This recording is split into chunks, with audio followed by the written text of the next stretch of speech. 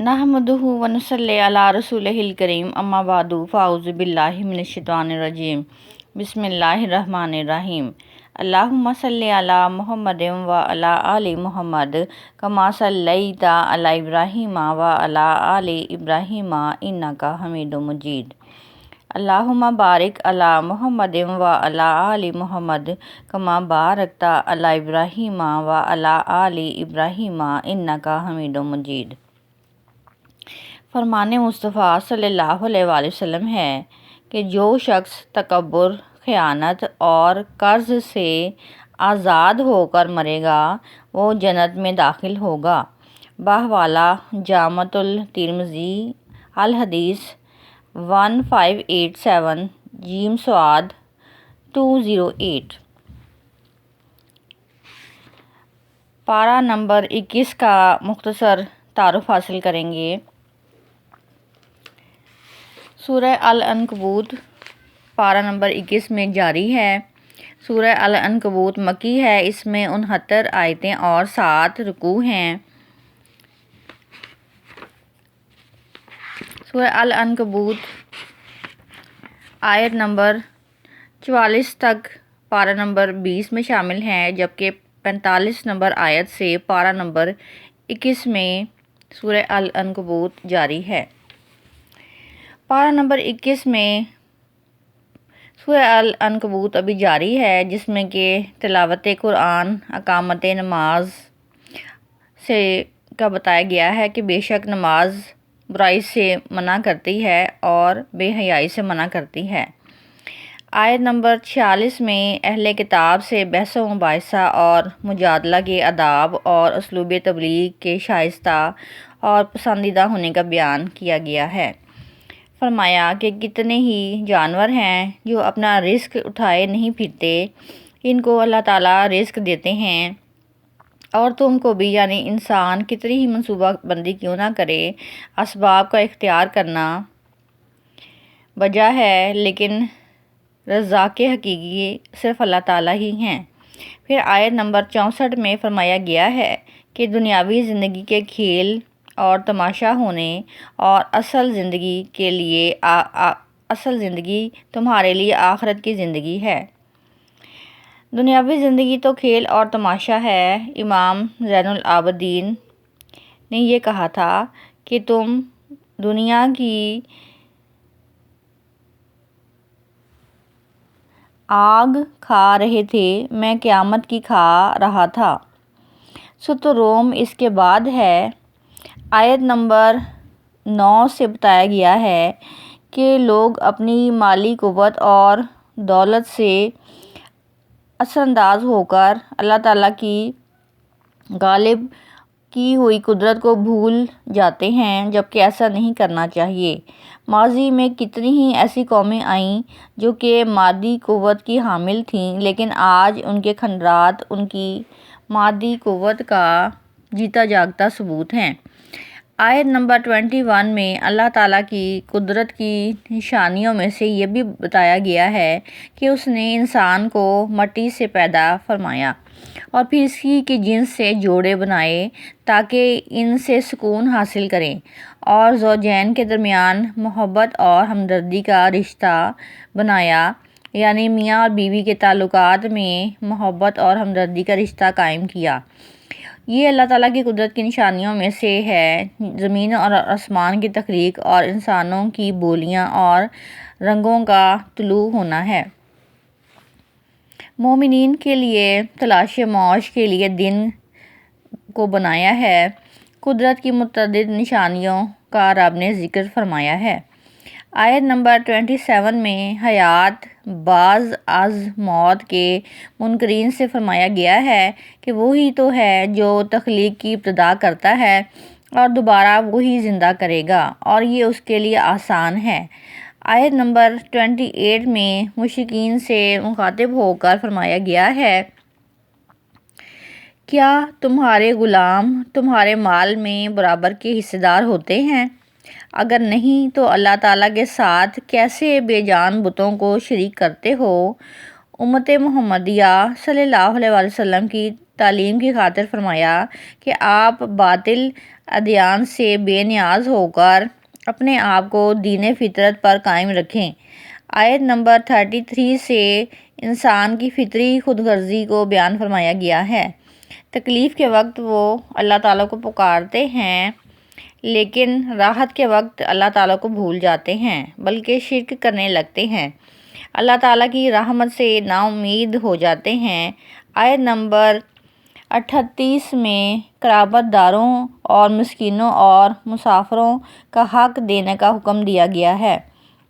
حضرت عمر رضی اللہ عنہ کا بیان کہ ہم بڑے شکر گزار ہیں، غریبوں کے رب ہمیں اپنا نمائندہ بناتا ہے تو میں تمہیں دیتا ہوں، تم جا کر میرے بندوں میں بانٹ دو۔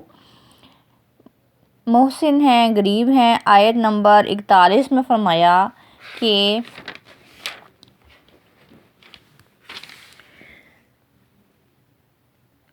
بحر و بر میں فساد لوگوں کے اپنے کرتوتوں کے سبب آتا ہے اور لوگوں کو ایک دوسرے سے بھٹکا دینا بھی ایک صورت سے عذاب ہے۔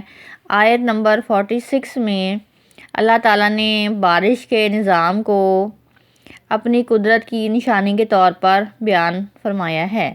آیت نمبر 54 سے انسانی وجود سے اپنی وحدانیت پر استدلال اور کمزوری کی حالت میں انسان کی پیدائش، پھر قوت کے بعد پھر کمزوری اور بڑھاپا، یہ سب حالتیں اللہ تعالیٰ ہی کی طاری کردہ ہوتی ہیں۔ آیت نمبر 55 میں مجرموں کو اس بات پر قسمیں اٹھانے کا ذکر ہے کہ وہ دنیا میں صرف پل بھر کے لیے رہے اور ان سے اتنا سخت محاسبہ کیوں کیا جا رہا ہے۔ اللہ تعالیٰ فرمائیں گے کہ جھوٹ بولنا ان کی پرانی عادت ہے۔ امام مالک رضی اللہ تعالیٰ عنہ نے مشورہ دیا کہ امانتیں ایمانداروں کے حوالے کر دیے جائیں تو اس سے تجھے سکون آ جائے گا۔ اس سے آگے سورہ لقمان ہے۔ مفسرین نے لکھا ہے کہ وہ نبی نہیں تھے۔ حضرت لقمان علیہ السلام نبی نہیں تھے بلکہ ولی اللہ تھے اور ایک دانا آدمی تھے۔ حکیم لقمان ایک ولی کے طور پر ان کا نام ہے۔ حضرت سکندر ذوالقرنین اللہ تعالیٰ کے ولی تھے۔ مریم علیہ السلام بھی اللہ تعالیٰ کی ولیہ ہیں۔ سورہ لقمان میں جو حضرت لقمان علیہ السلام نے اپنے بیٹے کو نصیحتیں کیں ان کا ذکر کیا گیا ہے۔ بیٹا کبھی شرک نہ کرنا اور اللہ اور ماں باپ کا شکر گزار ہونا، والدین کے ساتھ نیکی کا برتاؤ کرنا۔ اس مقام پر بھی قرآن پاک نے اولاد کے لیے ماں باپ کی مشقتوں کا ذکر فرمایا ہے۔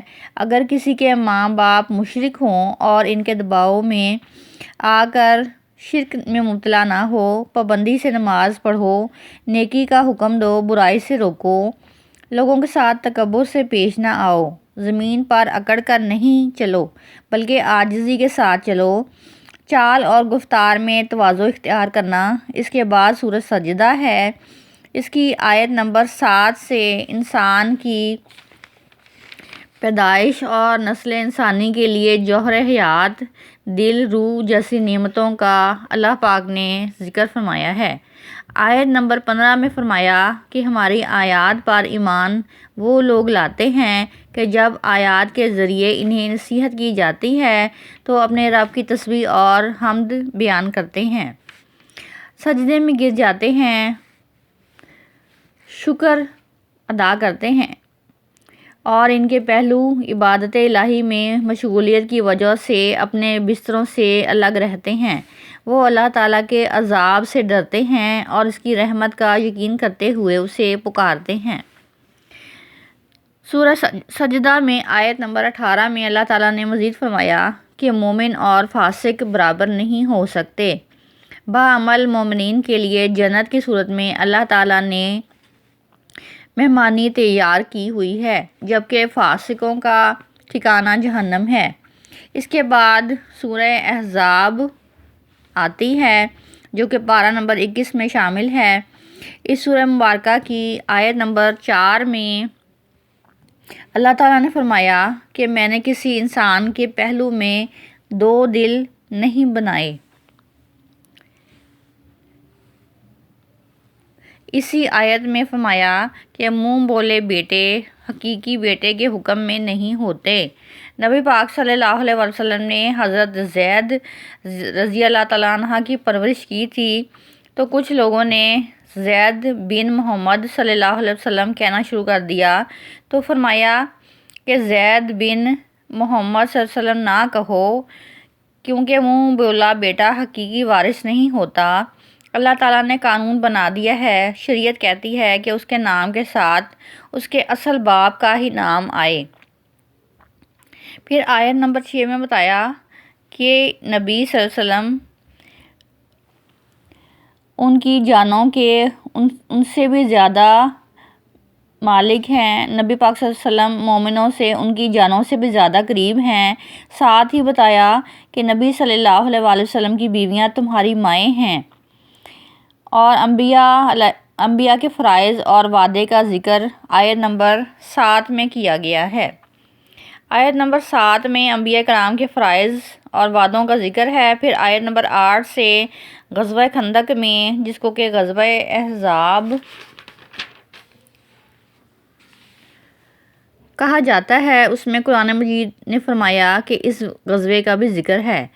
آیت نمبر 8 تا 20 میں اس غزوے کا مختلف انداز میں ذکر کیا گیا ہے۔ کچھ یہودی بڑے بد عہد تھے اور بڑی بد عہدی کیا کرتے تھے، تو نبی پاک صلی اللہ علیہ وسلم نے انہیں وہاں سے نکال دیا۔ وہ خیبر میں جا کر آباد ہو گئے۔ انہوں نے شرارت کی، مکہ والوں کو تیار کیا کہ اس وقت بدر میں تو مسلمان تم سے جیت گئے تھے، احد میں تم سے جیت گئے، تو آؤ حملہ کر دو، ہم تمہاری مدد کریں گے۔ ابو سفیان کو تیار کیا اور کئی لوگوں کو تیار کیا۔ پھر بنو عظفان ایک قبیلہ تھا، اس کو بھی ساتھ ملا لیا، کچھ اور قبیلوں کو بھی ساتھ ملا لیا۔ تقریباً 10-12 ہزار کا لشکر لے کر مدینہ پر انہوں نے حملہ کر دیا۔ نبی پاک صلی اللہ علیہ وسلم نے صحابہ کرام رضی اللہ تعالیٰ عنہ کو جمع کیا، تو پوچھا کہ لشکر لے کر آ رہے ہیں، ہمیں کیا کرنا ہے؟ کچھ لوگ میٹنگ میں موجود تھے، تو حضرت سلمان فارسی رضی اللہ تعالیٰ عنہ نے مشورہ دیا کہ خندق کھودیں۔ اگرچہ بہت سے مشورے موجود تھے، لیکن نبی پاک صلی اللہ علیہ وسلم کو سلمان فارسی رضی اللہ عنہ کا مشورہ پسند آیا۔ چنانچہ چوڑی خندق مدینہ کے چاروں طرف کھودی گئی، جہاں پہ باغات تھے جو کہ گنجان آبادی تھی، اور کہیں کہیں آبادی تھی۔ نبی پاک صلی اللہ علیہ وسلم نے فرمایا کہ تمہاری بات مجھے بڑی پسند آئی ہے۔ ویران جگہ پر خندق کھودنے کا رواج تھا، 40-40 گز خندق کھودیں گے 10-10 آدمی، یہ طے پایا تھا۔ قحط کا زمانہ تھا کہ صحابہ کرام رضی اللہ تعالیٰ عنہ نے پیٹ پر پتھر باندھ کر خندق کھودی۔ خندق کے اس پار 10,000 مخالفین نے خیمے لگا لیے، اور اس پار مسلمان تھے جو کہ تعداد میں کم تھے، اور ایک دشمن تھا جو بہت سرگرم تھا۔ حضرت رضی اللہ تعالیٰ عنہ نے فرمایا کہ میں بھی اللہ کا شیر ہوں، رسول اللہ صلی اللہ علیہ وآلہ وسلم کا شیر ہوں۔ نبی پاک صلی اللہ علیہ وآلہ وسلم نے فرمایا کہ خندق کے دن علی کی ایک ضرب ساری کائنات کی نفلی عبادتوں سے بہتر ہے۔ چنانچہ پارہ نمبر 21 کی یہی تفصیل تھی۔ وآخر دعوانا ان الحمدللہ رب العالمین۔